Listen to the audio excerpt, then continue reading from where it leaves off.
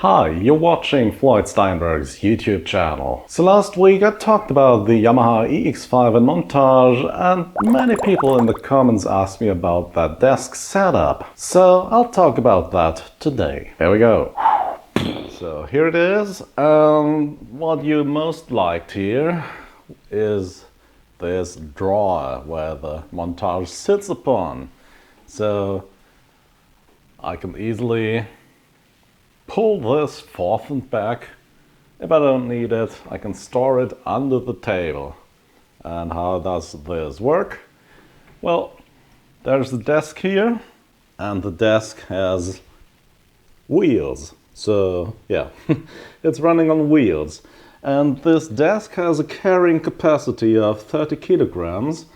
The montage is 32 kilograms, so it's a bit overweight. But I trust in the engineers, they always calculate a little bit of leeway into their products, so I guess I'll be fine. You can see the welding seams here are quite big.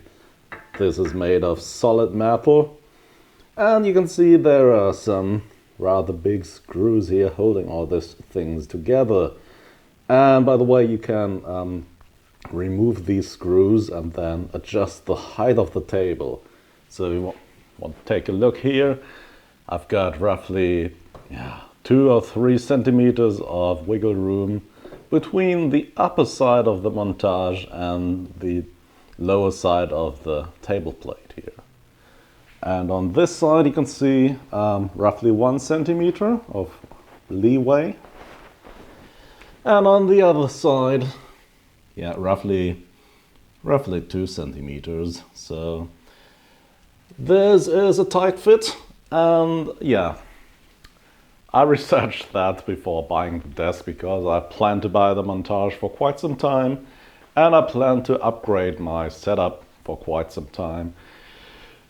Beforehand I had a keyboard stand with another keyboard stand attached to it, and it just wasn't a setup I really liked anymore because the cables were loose and everything looked a bit cluttered, and I was planning to professionalize my channel in many ways. So yeah, I'm quite happy with this setup. This could be the end of this video, but let's take a look at what's on the table. There are some speakers here. These were made in the German Democratic Republic in the beginning of the 70s. There's an interesting story there. They sound quite nice, and you should see a photo of the inside on the screen right now. Everything I record for my YouTube channel, be it music or the videos itself, is done on the Zoom R20 here, multi-track recorder. And with this microphone here, I don't know what this is. This came with an audio interface in the early 2000s as a giveaway. Still using it, it's not too bad. And the table itself has these 19-inch compartments here. You can use that as a rack or as storage space for synthesizers and stuff. So I used one as a rack and inserted this Behringer mixer and patch bay here. So the mixer is very useful to use all those synthesizers here at once if I want to. And it's around 150 euros new and around 80 euros used on eBay. I bought this one used, and my friend Clemens Venners, he told me, don't buy this. In the moment you insert this into your rack, it's going to explode. And I said, yeah, Clemens. And I bought it, I put it into the rack, and right away it exploded. So that's one lesson learned there. And luckily I had some capacitors in my drawer, so that was an easy fix, and I hope it's not going to explode once again. Apart from that, sound quality is superb. There is no noise or whatsoever. The patch bay itself is very handy as well. You can see my pedalboard here, and whenever I want to use another synthesizer or guitar with this, I can just unplug things here and plug other things in, so I don't need to fiddle around with all those cables too much. Yeah, let's take a look at the pedalboard, and nothing special here. There's the Zoom MS70 CDR Plus here.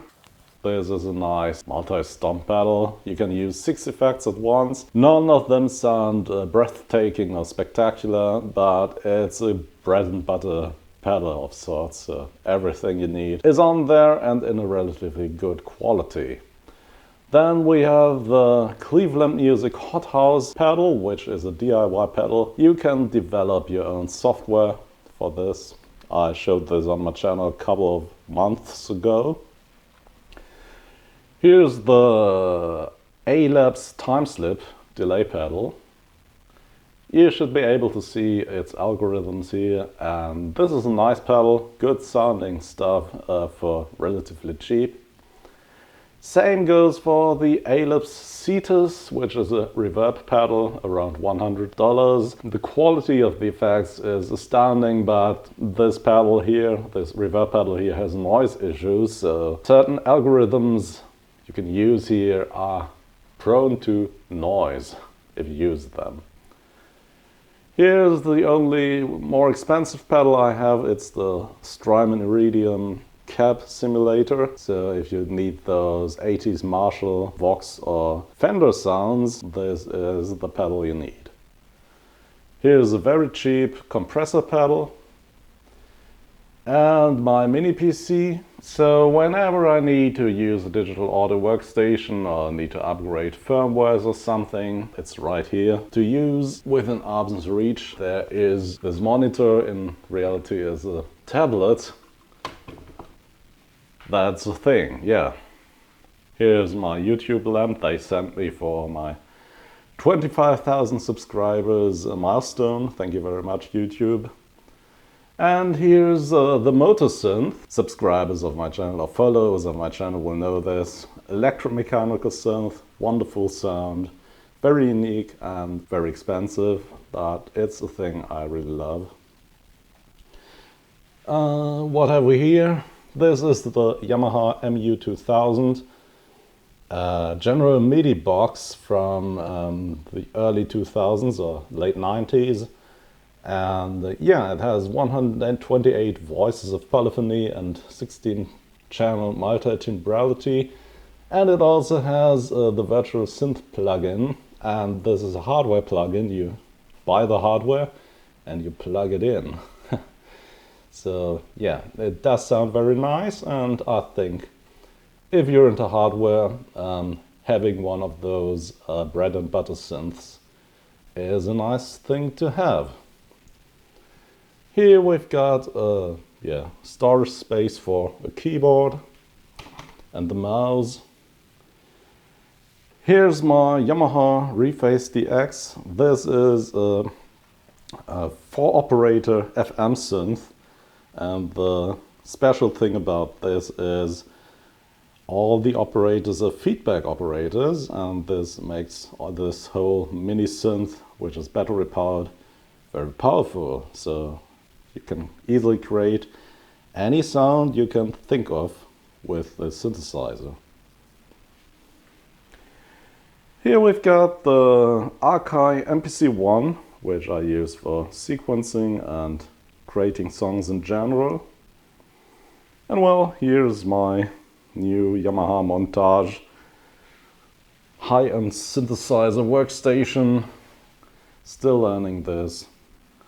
That's one cool synth, and I bought it mainly for this superb keyboard here, which is a polyphonic aftertouch 88 keys weighted wooden keyboard. So it's very nice to play, very expressive, and yeah, learning how to use that polyphonic aftertouch to the best effect is fun.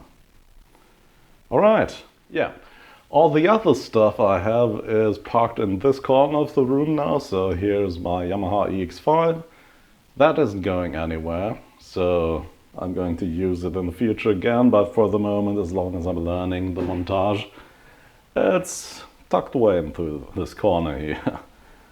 Then here's all the stuff I don't use at the moment.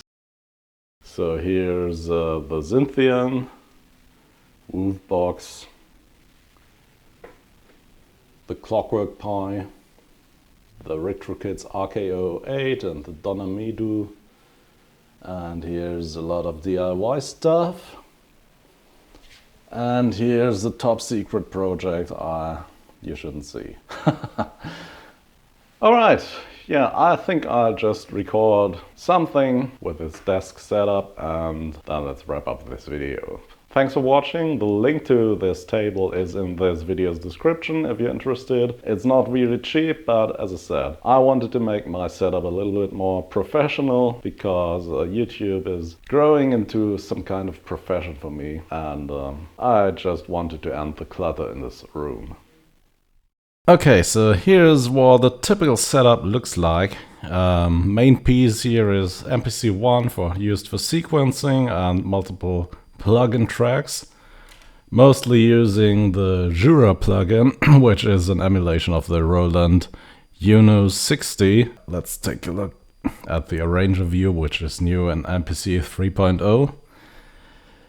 Both the montage and the MPC-1 are connected to the Zoom R20 here. You can see these tracks are armed and my microphone is armed as well, so you can hear me talking at the moment.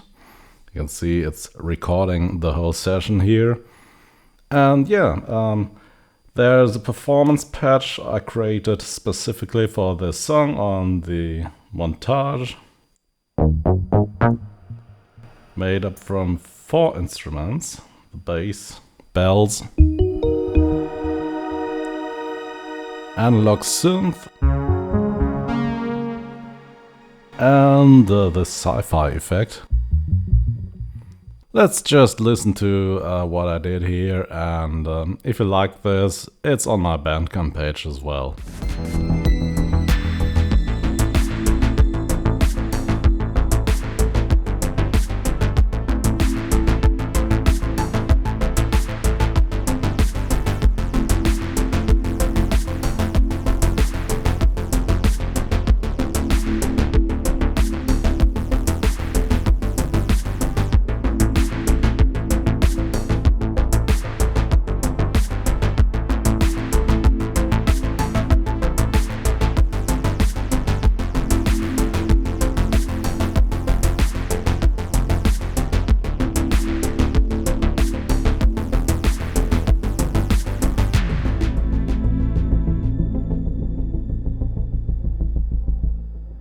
And that's it for today. A studio desk with a rolling table to place your heavy-duty synths upon. So if you think this was a good YouTube video, please do the YouTube thing. As always, thanks for watching. See you again very soon. Bye bye.